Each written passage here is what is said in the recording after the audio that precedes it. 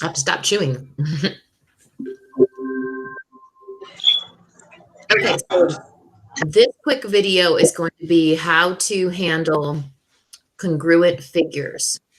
Congruent figures. So usually you have two polygons, okay? And if they are congruent, then all of their corresponding parts are congruent.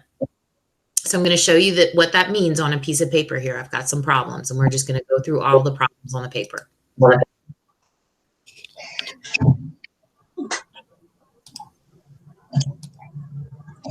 Okay, sorry. There we go.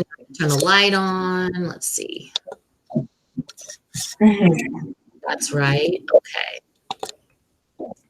Okay, so let me zoom in on question number 1 there. So here's what the instructions say. For each pair of polygons, the pair of polygons is congruent, and they want you to find all of the angles that have a number on them. So for instance, in this question, they want you to say the measurement for that angle there that has the 1, and for this angle here that has the 2.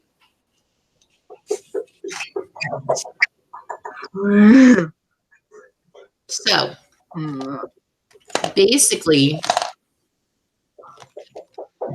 if those two polygons are congruent, then all of their corresponding parts are congruent.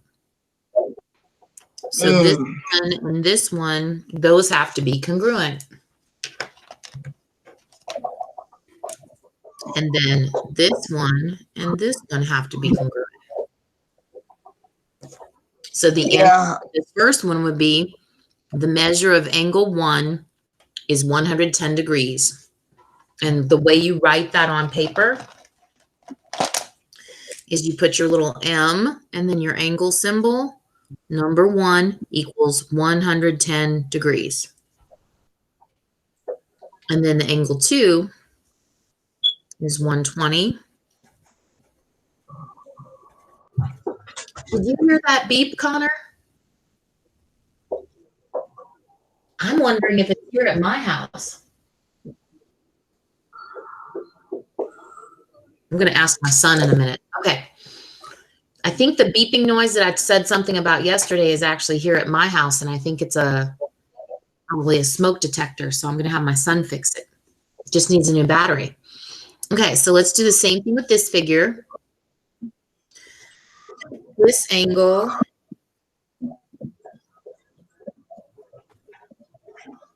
here and those are the same, right? And then these match, right? So the ones that they have numbers on are just the 3 and the 4. So I'm going to write the measure of angle 3 equals, now what is that? Angle 3 equals what? 90. Good, 90 degrees. And then the measure of angle 4 equals?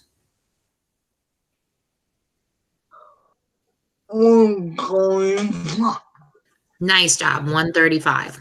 Okay. So you get the idea. So if it's in a corresponding location, you know, they're in the same spot, they're in the same position within the figure, then they have the same measurement. So I could do this one too. Angle 6 is 90. Angle 8 is 90. Let me get another marker. Angle 5 is 140. Oh, they want to know angle 7. I wonder do you have any idea how you're supposed to find angle 7?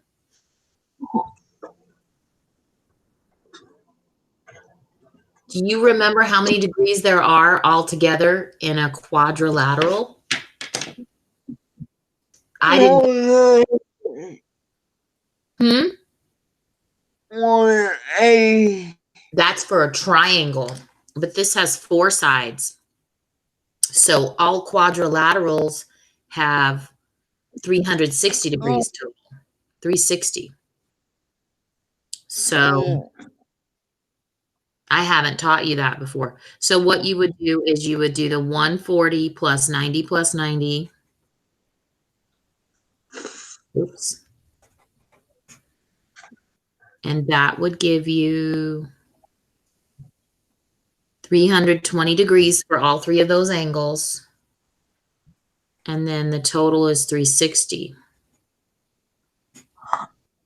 I can't.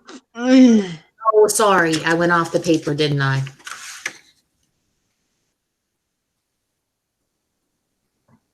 Yeah. Yeah. Okay. So this angle would be 60 degrees. So measure of angle 5 equals 90 degrees.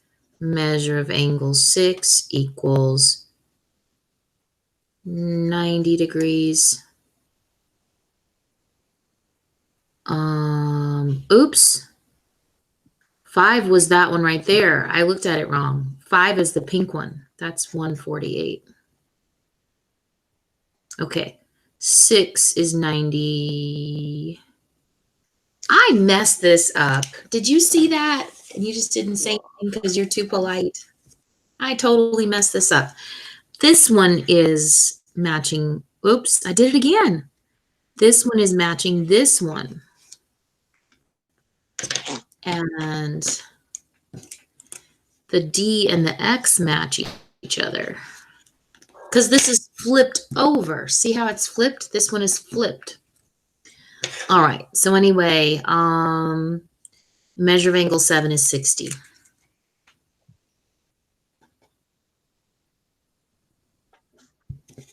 So I don't know. 3, 4, 5, 6, 7. There must be angle 8 somewhere. It must be this is angle 8. I colored over it, so I can't even read it. But yeah, that's 8 right there, isn't it? That's an 8. So angle 8 is that one. So it's a 90. Okay. So we get all of that, right? Why? Okay. So now let's look at what about if we have a statement. So they call this a congruency statement. This statement right here. That is called a congruency statement. It's saying triangle CAT is congruent to triangle JSD. Now, when you have a congruency statement, it has to be in corresponding order. So what that means is, let me write that over here. Congruency statements are in corresponding order. So what that means is when they wrote the statement, they put all of the matching letters in the same place. So angle C corresponds to angle J. A corresponds to what? What does A correspond to? Good. And then T corresponds with? Good job. All right. So they ask for 3 pairs of congruent sides. Now I'm going to go over to the figure. And what I'm going to do is I'm going to take that statement right there and I'm going to match them up with the 3 highlighter colors. So since C corresponds with J, I'm going to color C and J the same. And then the next letter was A, and it was corresponding with A with S. So I'm going to color A and S the same. And then the third one must be the T and the D. So those are the same. Okay. So this is going to make it easier to write our statements. So they want us to name 3 pairs. See it right there? 3 pairs of congruent sides. So to be congruent, they must be corresponding, or the word for that is kind of matching. So I can let the colors help me here. C, T, and what? So if I say CT, what would it correspond with? D. CT and, okay, look at CT. CT is yellow then green. So what Oh. is that? Oh. Oh. D. Yes, exactly. So I'm going to write CT is congruent to DJ because those corresponding sides are congruent, right? So that's one pair. Now I can do, so that's this side, right? Okay. Now second, I could do CA. What would CA correspond to? What would it be congruent to? CA corresponds with D. good, JS.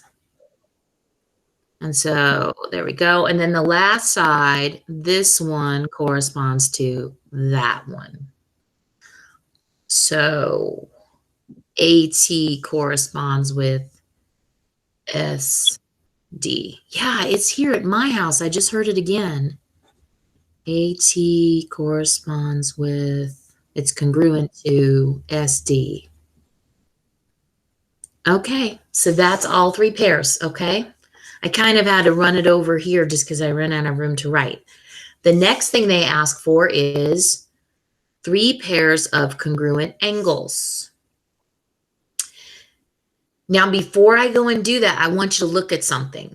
Remember how I said that this statement has the letters in the matching order? You can Yeah. actually just use the statement to write the names of your sides, because let's look at all the ones we wrote, okay? The first one was CT and DJ. Let's just look at this statement. Oops, sorry, I went the wrong way. Let's look at this and look for CT and DJ. CT is these two and DJ is those two. So isn't it like a pattern in the name? It's the first one and the third one. It's those pairs of letters. And then CA and JS. Let's look where that is. CA and JS. That's those two. And then AT and SD. AT and SD is those two. So really, it's just, you could look at the statement and come up with it, right? You could do the first 2 letters of this one with the first 2 letters of that one. The second 2 letters Yeah. of this one with the second 2 letters of that one. Yeah. First and last of this one with the first and last of that one. So really, you just have to make all of the patterns that you can, matching up 2 of the letters, and you don't even really have to go use the picture because you know that the statement was written in corresponding order, okay? So for the angles, you know what we're going to do? For the 3 pairs of angles, we're just going to cheat and use the statement. And we're going to name those angles with just 1 letter. So if I say angle C, what angle does it correspond and have to be congruent with?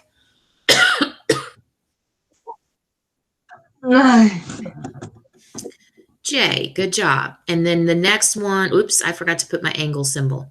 Then the next one would be angle A. What is angle A congruent to? Not S, yeah. And then angle T is congruent to angle D. Good. Now let's go double check all those, okay? Let's make sure we're right about that. So C and J, yeah, because that's how we colored it in the first place, right? So yeah, those match. So that's what I really like about this, is as long as you know how to read the statement, you can get all the answers out of the statement, okay? Let's go to the next question. 4 pairs of congruent sides from this statement. So we're going to do this one without using the drawing. We're just going to do the statement, okay? All right, so let me look at the drawing really quick and think about that. That might not be a great idea. Here's why. I have to be careful because I can't just match up any letters that I want when it's a four-sided figure. If it has four sides, if I put any two letters together, what if I accidentally say WY? WY wouldn't even be on one of the sides, right? So I have to be more careful with this one. So for this one, we better use the figure, okay? So what we can do is we kind of use this, we can use this together with the figure, all right? So let's do it this way. We can go color code this just on one figure.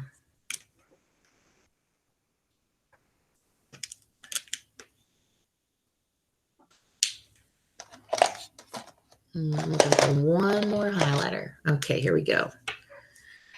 All right, now we'll just do one side at a time. So WZ is congruent with, and then we can go to the statement and find the one that it matches. So WZ is first letter and last letter. So what would that have to be congruent to? Nice job. So that's one pair. So that was the yellow one, right? I'm just going to mark it here, and then I'm going to mark the JM on the other figure like that with the tick marks that show that they're congruent. Now we're going to do ZY, and I'm going to put 2 marks there. So let's do segment ZY congruent to segment, and now let's go look at the statement. ZY is congruent to what?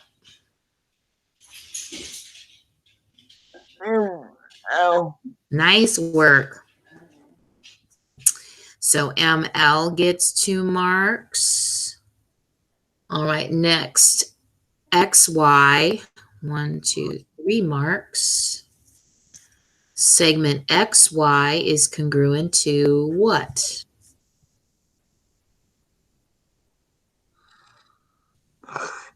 KL.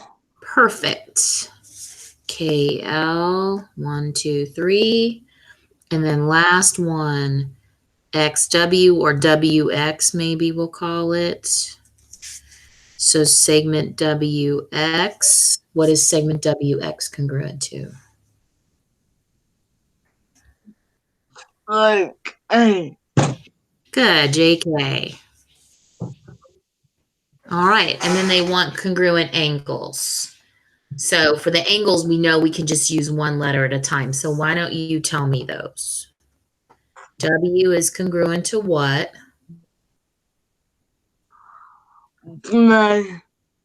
X is congruent to what? K. Y is congruent to what?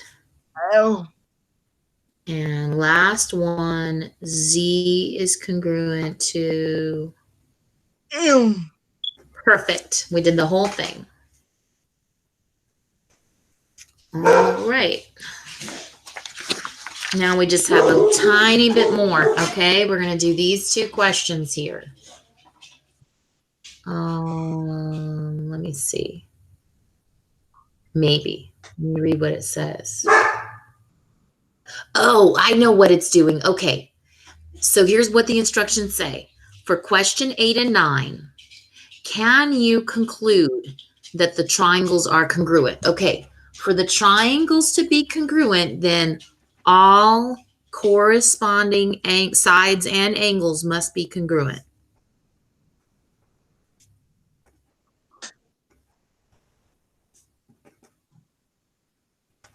So we have to check every single, oops, you can't read all my words. All corresponding sides and angles must be congruent. So we're going to check that. Every single corresponding angle we're going to see, okay? So first we're going to look at number 8 here. Okay, so I'm going to kind of highlight as we check. All right, so they've marked this side congruent to this side. So that's one side down. They've marked this side congruent to this side. So that's 2 sides down. Now, what about the third side of the triangle? Well, the third side of this triangle that doesn't have a mark on it, isn't that JH right there? That's the same exact side. That's the third side on the other triangle, and it has to be congruent to itself. So this one is congruent to itself. So all three sides are congruent. So all three sides, check. All three sides are congruent. Sides, check. Now we're going to check on the angles. We have to see if all three pairs of corresponding angles are congruent, okay? So this angle is congruent to that angle, so that's 1, there, and there. This is a right angle, and it's congruent to this right angle, so the second one is congruent. Now, they don't have the third angle here and here marked, but every triangle is 180 degrees, right? So if you know this angle and you know that angle are the same, let's pretend for a moment. Let's pretend that this angle here is 50. Even though we don't know how much it is, let's just pretend that it's 50, okay? Then that would make this angle 50. And these are both 90s, right? 90 here and 90 here. So if you know that that's a 50 and that's a 90, then you can do 50 plus 90 plus x equals 180, right? So let me do that real quick. 50 plus 90 plus x equals 180. And you would get 140 plus x is 180. And then you would subtract 140 and you would get x. So you would get a value for x because if you know the first two numbers, you can find out the third one, right? Yeah. Okay. Well, if these first two numbers are the same as those first two numbers, then don't these both have to end up being the same? Yeah. Because you would have to do the same math to get to them. So therefore, those third angles have to be congruent.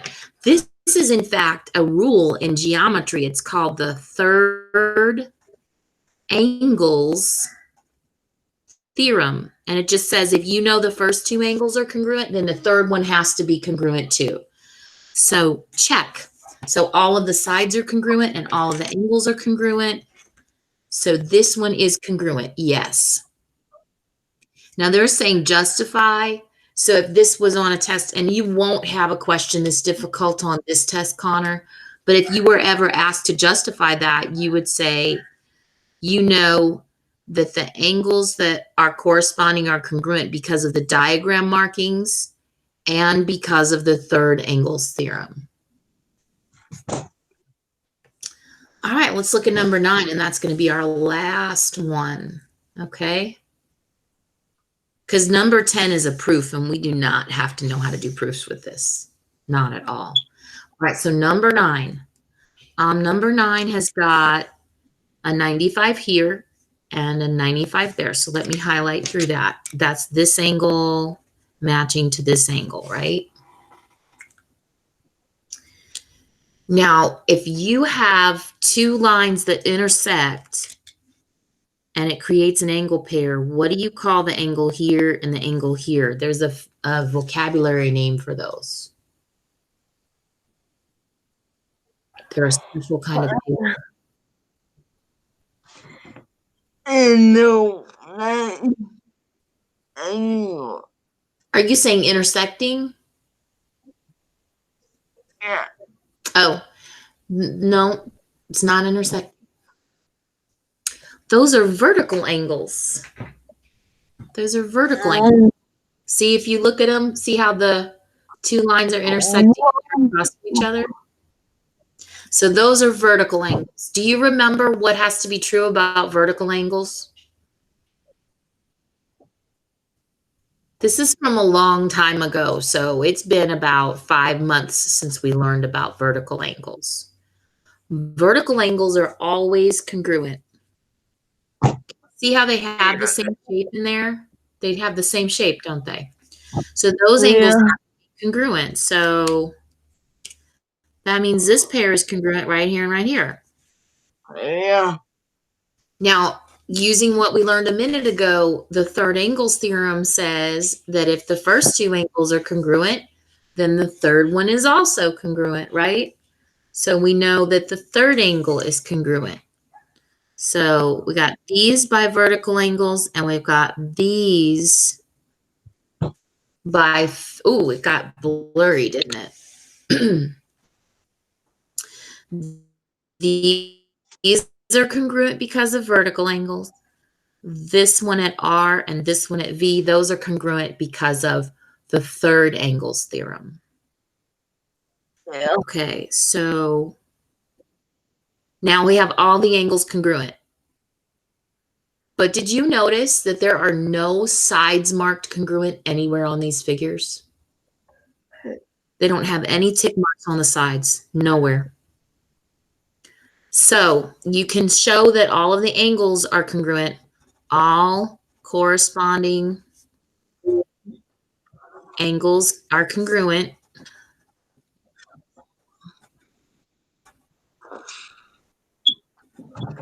but no sides are congruent. So therefore, you cannot prove that the figures are congruent. Oops. Okay. All the corresponding angles are congruent, but no sides are. Well, no sides are marked. So you can't prove that they're congruent. There we go. So that is everything. It's all about every single corresponding part has to be congruent. So for these triangles to be congruent, they would have had to say RS, the side RS and the side VS would have had to have a mark to show that they were congruent, like the marks we had on this other set of triangles. They don't have any of those side length tick marks on this figure here. So no tick marks means no sides congruent, and you can't prove anything. So the two big things you learned, two things. One, you learned that oops, I'm upside down. You learned that corresponding parts have to all be congruent. So every single corresponding matching part has to be congruent. And the other thing that you learned is that when they write the statement with the letters, the congruency statement has to be written with all of the corresponding letters in the same spot in both of the names. And that helps you read and figure out what sides are congruent.